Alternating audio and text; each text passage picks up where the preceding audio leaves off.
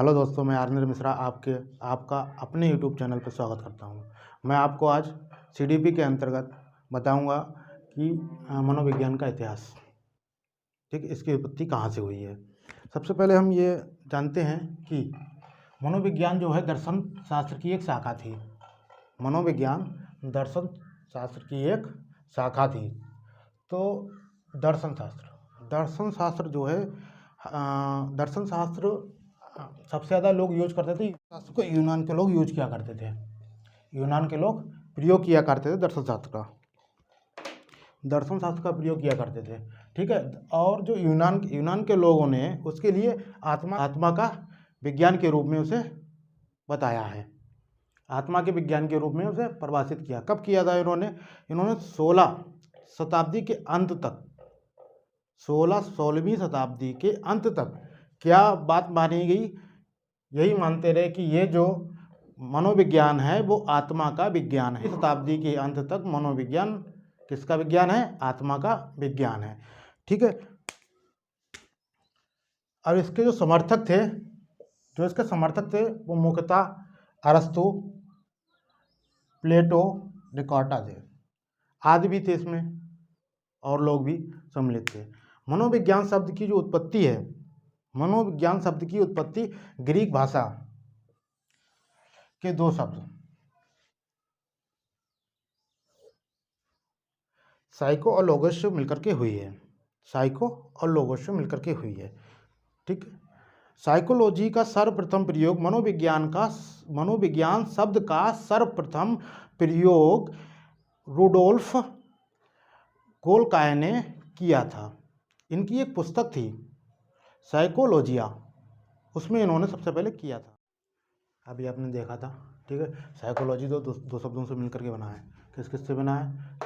Psyche और logos. ये जो ग्रीक और लैटिन भाषा के दो शब्द हैं, अलग अलग भाषाओं के शब्द हैं, ग्रीक और लैटिन भाषा के, ठीक है। साइकी के लिए बोलते हैं आत्मा, ठीक है। साइकी के लिए बोलते हैं आत्मा, और लोगोस के लिए मिलते हैं अध्ययन करना। तो इसका शाब्दिक, इनका दोनों को अगर मैच किया जाए तो क्या लिखेंगे यहाँ पे? ये हो जाएगा तुम्हारा, ठीक है। ये जो है आत्मा के विज्ञान का अध्ययन करना,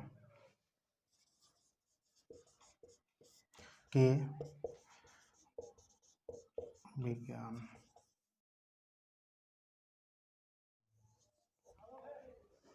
ठीक है।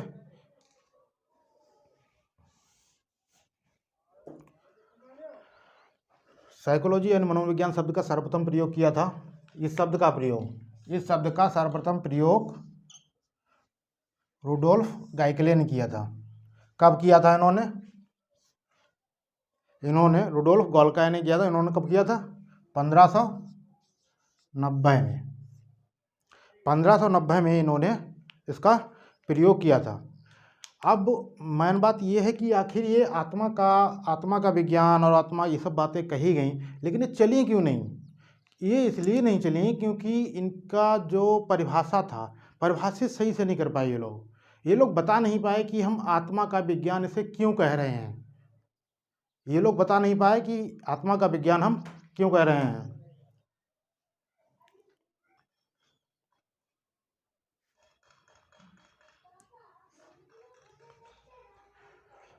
सत्रहवीं शताब्दी में मन का विज्ञान, 17वीं शताब्दी में कहा गया था साइकोलॉजी के लिए, यानी कि मनोविज्ञान को 17वीं शताब्दी में मन का विज्ञान कहा गया था।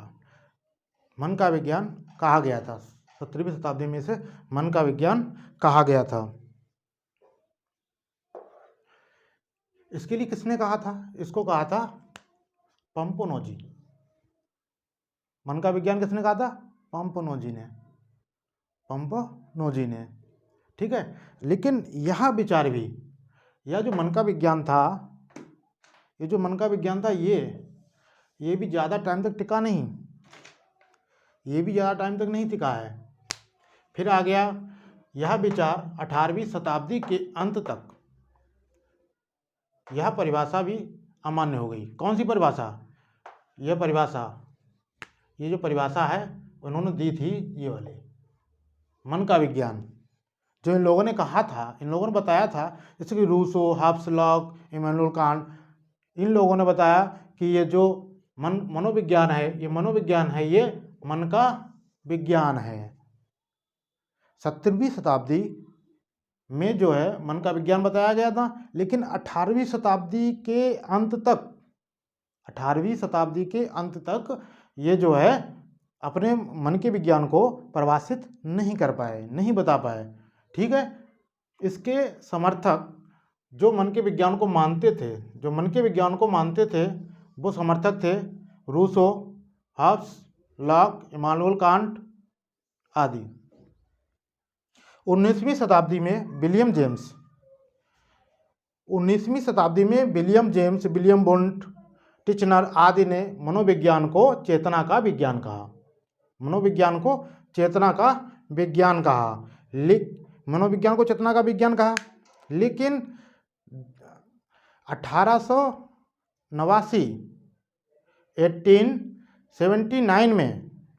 1879 में विलियम वुंट ने एक प्रयोगशाला का निर्माण किया। कहाँ किया था ये प्रयोगशाला का निर्माण? अमेरिका के लिपजिंग शहर में, अमेरिका के लिपजिंग शहर में इन्होंने क्या किया? पहला मनोविज्ञान प्रयोगशाला खोला। 19वीं शताब्दी में इन्होंने कहा था कि मनोविज्ञान को चेतना का विज्ञान कहा था। किन्होंने कहा था? विलियम वुंट और विलियम जेम्स और भी इनके सहयोगी थे, उन्होंने कहा था। लेकिन ये परिभाषा ज़्यादा दिनों तक नहीं चली, ये परिभाषा ज़्यादा दिनों तक नहीं चली, क्योंकि ये इसकी परिभाषित, ये चेतना का विज्ञान है, इसको सही से परिभाषित नहीं कर पाए, ये परिभाषित नहीं कर पाए। और 18वीं शताब्दी के 19वीं शताब्दी के आते आते इनका चेतना का विज्ञान भी फेल हो गया। इसी दौरान 1879 में विलियम वुंट ने जर्मनी में लिपजिंग शहर में, जर्मनी में लिपजिंग पहली मनोवैज्ञानिक प्रयोगशाला का निर्माण किया। इनके लिए जो है मनोविज्ञान की प्रयोगशाला का जनक भी माना जाता है। किनको? विलियम वुंट को। विलियम वुंट को मनोविज्ञान की प्रयोगशाला का जनक भी माना जाता है।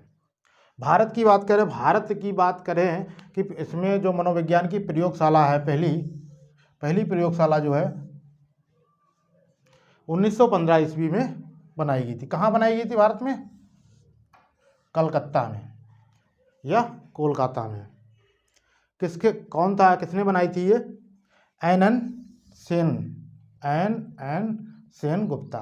इनका पूरा नाम था नरेंद्र नाथ सेन गुप्ता। क्या नाम था इनका पूरा? नरेंद्र नाथ सेन गुप्ता।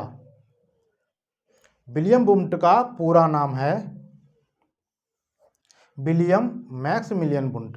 ये कभी कभी इस नाम से भी पूछ लेगा, ये नाम दे देंगे, पूछ लेंगे कि मनोविज्ञान की प्रथम प्रयोगशाला यानी प्रथम प्रयोगशाला के जनक कौन है? विलियम मैकडूगल ने चेतना का जो विज्ञान बताया है इन्होंने साइकोलॉजी के लिए, उसका विरोध किया है। इनका किसमें मिलता है? इनका मिलता है कि इन्होंने किसमें संग्रह किया? इन्होंने बताया है अपना आउटलाइन साइकोलॉजी। इनकी एक बुक है, ये बुक है आउटलाइन साइकोलॉजी। इन्होंने निंदा की है चेतना शब्द की, कि चेतना का नहीं होना चाहिए, ये चेतना का नहीं होना चाहिए, चेतना का नहीं होना चाहिए मनोविज्ञान। उससे पहले 16वीं शताब्दी के लोग कहते थे कि ये आत्मा का विज्ञान है, फिर चेतना का विज्ञान है। ठीक है, तो इन्होंने इसकी घोर निंदा की है। इसी प्रकार ये जो है, ये भी टिक नहीं पाया ज़्यादा टाइम तक, ये परिभाषित नहीं कर पाएगी चेतना का विज्ञान क्या है, कैसे चेतना है, क्या चेतना क्या होती है, ये सब सही से परिभाषित नहीं कर पाए। इसी प्रकार जो है आगे 20वीं सदी में एक आया है, इसको मनोविज्ञान के लिए उन्होंने परिभाषित किया है।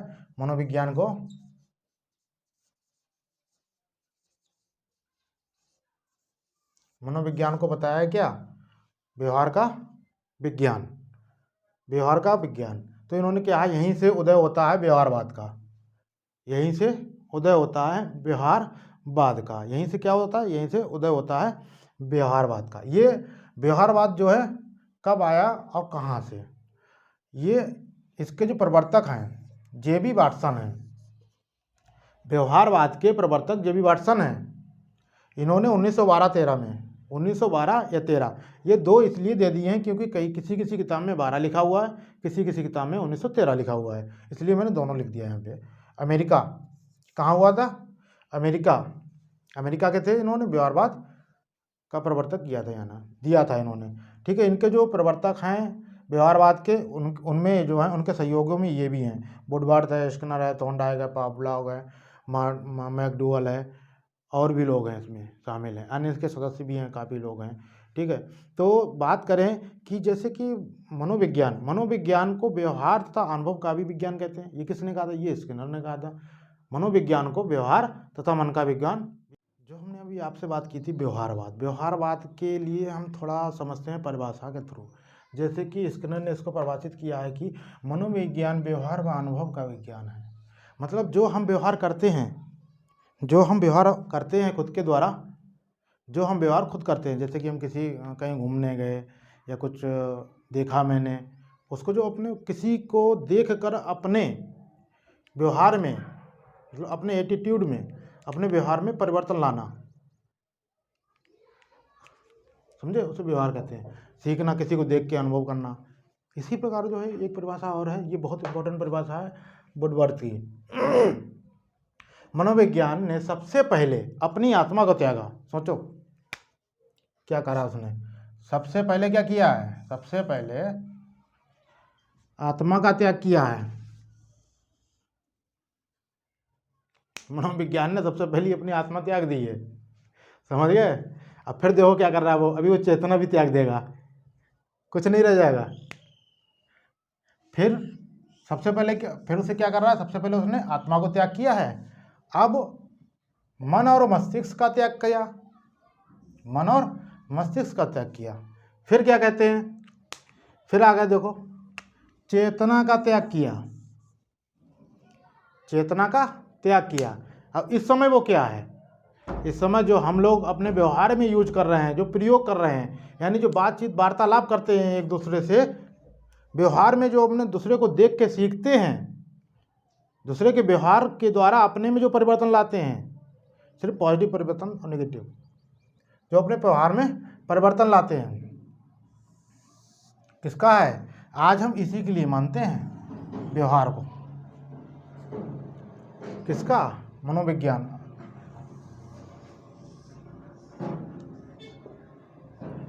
मनोविज्ञान का वर्तमान समय में मनोविज्ञान जो है किसका है? व्यवहार का विज्ञान है। मनोविज्ञान वर्तमान समय में व्यवहार का विज्ञान है। अब सबसे पहले बात करते हैं, ये भी जान लो कि व्यवहार को परिभाषित करने का श्रेय किसे गया है? व्यवहार के रूप में परिभाषित करने का श्रेय W.B. पल्सबरी को गया है। W.B. पल्सबरी को गया है। इन्होंने एक परिभाषा भी दी है, मनोविज्ञान समस्त व्यवहारों का अध्ययन करता है जिस पर सर्वाधिक नियंत्रण व प्रभाव वातावरण का पाया जाता है। मनोविज्ञान समस्त व्यवहारों का अध्ययन करता है जिस पर सर्वाधिक नियंत्रण व प्रभाव वातावरण का पाया जाता है, यानी वातावरण, अपने आसपास के वातावरण के द्वारा जो प्रभाव पड़ रहा है बच्चे पे, समझे, बच्चे पे जो प्रभाव पड़ रहा है उसका अध्ययन। मनोविज्ञान की मुख्य शाखाएं या क्षेत्र। वैसे मनोविज्ञान के बहुत क्षेत्र हैं, मनोविज्ञान के वैसे तो बहुत क्षेत्र हैं और शाखाएं भी बहुत सी हैं इसकी। ठीक है, लेकिन हम मुख्य रूप से दो शाखाओं के बारे में यहाँ पे अध्ययन करते हैं, क्योंकि हमारा उद्देश्य कोई नेट क्वालिफाई करने का नहीं है। यहाँ पे जो है सुपर टेट और आप टेट के पर्पज़ से और यूपी टेट सी टेट के पर्पज़ से आप जो है इसके लिए देखेंगे। तो यहाँ पे सिर्फ हम मुख्य दो शाखाओं के रूप में बात करेंगे। ठीक है, तो वैसे सब शाखाएं तो बहुत होती हैं, आपके कुछ नाम भी बता दे रहे हैं, जैसे कि प्रयोगात्मक मनोविज्ञान, ठीक है, और समाज मनोविज्ञान, औद्योगिक मनोविज्ञान, प्रौढ़ मनोविज्ञान, तुलनात्मक मनोविज्ञान, दार्शनिक मनोविज्ञान। तो हम यहाँ पे सिर्फ दो शाखाओं की बात करेंगे, यहाँ पे शिक्षा मनोविज्ञान और बाल मनोविज्ञान। बाल मनोविज्ञान यानी कि बाल विकास, जिसे हम चाइल्ड डेवलपमेंट कहते हैं। ठीक है, शिक्षा मनोविज्ञान और बाल मनोविज्ञान। अब सबसे पहले बात करते हैं कि शिक्षा मनोविज्ञान की उत्पत्ति कहाँ से हुई है। शिक्षा मनोविज्ञान की उत्पत्ति कहाँ से हुई है। ठीक है, तो शिक्षा मनोविज्ञान जो है 1900 में आया था, 1900 में आया था, और ये 1900 में आया था। ठीक है, तो अमेरिका के जो कुछ शिक्षक थे उन्होंने अपना एक संघ बनाया था, उसका नाम था national society of college teachers association. कुछ कॉलेजेस के टीचर्स ने मिलकर के एक एसोसिएशन का निर्माण किया था। ठीक है, आगे देखते हैं। तो इनका 1900 में जो है अमेरिका में शिक्षा मनोविज्ञान शिक्षकों ने एक संघ बनाया था। ठीक है, जिसका नाम है national society of teachers association. शिक्षा मनोविज्ञान का जनक जो है थॉर्नडाइक को माना जाता है। शिक्षा मनोविज्ञान का जनक जो है थॉर्नडाइक को माना जाता है। 1913 में थॉर्नडाइक की एक पुस्तक प्रकाशित हुई थी, उसका नाम था एजुकेशनमी साइकोलॉजी। उसका नाम था एजुकेशनमी साइकोलॉजी। इन्हें थॉर्नडाइक को शिक्षा मनोविज्ञान का जनक भी माना जाता है। विलियम वुंड आधुनिक मनोविज्ञान का जनक माना जाता है। विलियम वुंड को आधुनिक मनोविज्ञान का जनक माना जाता है। विलियम जेम्स को मनोविज्ञान का जनक माना जाता है। विलियम जेम्स को मनोविज्ञान का जनक माना जाता है। इसी प्रकार देखते हैं आत्मा का विज्ञान जो है, आत्मा का विज्ञान जो है 16वीं शताब्दी में दिया था, वो भी यूनानी दार्शनिक ने दिया था। आत्मा का विज्ञान किसने दिया था? यूनान के दार्शनिकों ने दिया था। इनके जो मुख्य रूप से हैं, जो इनके मुख्य रूप से प्रवर्तक हैं या फिर फॉलोवर्स हैं या समर्थक हैं, वो अरस्तु, प्लेटो, डिकार्टा आदि लोग हैं। साइकोलॉजी शब्द का सर्वप्रथम प्रयोग जो है, प्रयोग किसने किया था? अभी आपके लिए मैंने इसमें वीडियो क्या नाम है ऊपर इधर नोट कराया था पीछे वाले में, रुडोल्फ गॉल्काई ने। जो कब दिया था इन्होंने? 1590 में। ठीक है, गेरेट ने साइकोलॉजी को दो शब्द की उत्पत्ति बताई है। दो शब्दों से मिलकर के बना है साइकोलॉजी, एक साइकी और लोगोस से। साइकी क्या है? आत्मा, और लोगोस क्या है? अध्ययन का क्षेत्र, यानी कि आत्मा का अध्ययन। इसी प्रकार से अगर हम बात करें तो ये जो इन्होंने परिभाषित किया था यूनानी वालों ने, यूनानी के लोगों ने, कि आत्मा का विज्ञान इसे बोला था, तो ये जो है परिभाषा सही रूप से मनोविज्ञान के रूप में सटीक नहीं हो पाई। ये भी मानते थे कि जो मनोविज्ञान है वो दर्शन की ही एक शाखा है।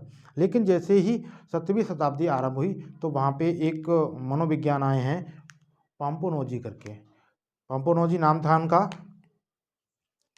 ठीक है, तो उन्होंने 7वीं शताब्दी में क्या दिया था? मन का विज्ञान दिया था। यह भी परिभाषा ज़्यादा टाइम तक नहीं टिक पाई। 18वीं शताब्दी के अंत तक जो है ये परिभाषा भी अमान्य हो गई।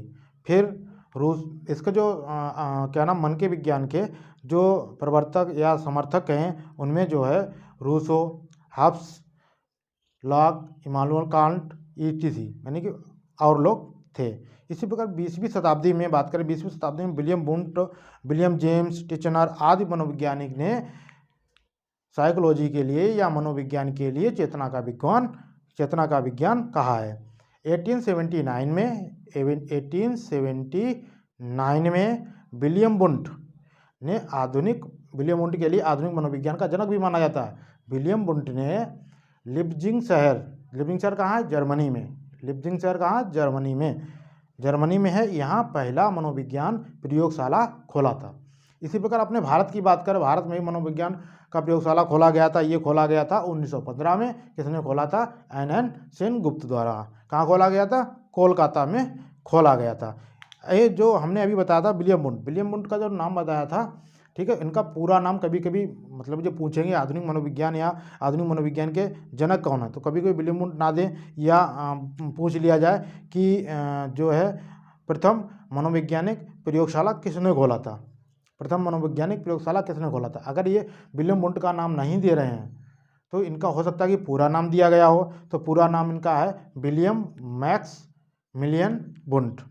ठीक है, आज के लिए इतना ही। आप हमारे चैनल के लिए लाइक करें, सब्सक्राइब करें। ठीक है, और ऐसे ही आगे बढ़ते रहें खूब।